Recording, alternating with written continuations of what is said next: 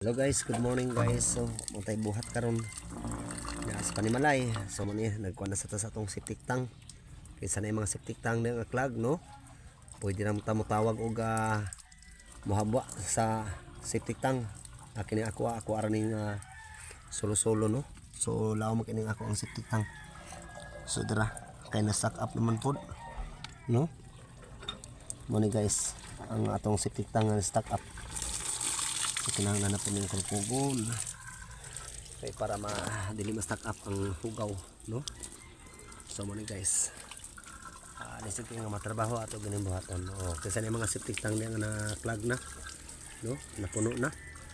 So niya pwede ta kita mo trabaho. Pwede waray bayad, no? Heartily offering kung kisay ganahan magpa kuklog sa mga stack up din ang mga septic tank. Kaya kini ako rin trabaho, no? Bali almost 20 years ka pinaning ako ang septic tank pero wala man ni siya ma-stack up, no? Na may gawsanan exit sa luyo sa akong Panimalay. Gilungag na ko ning paril, no?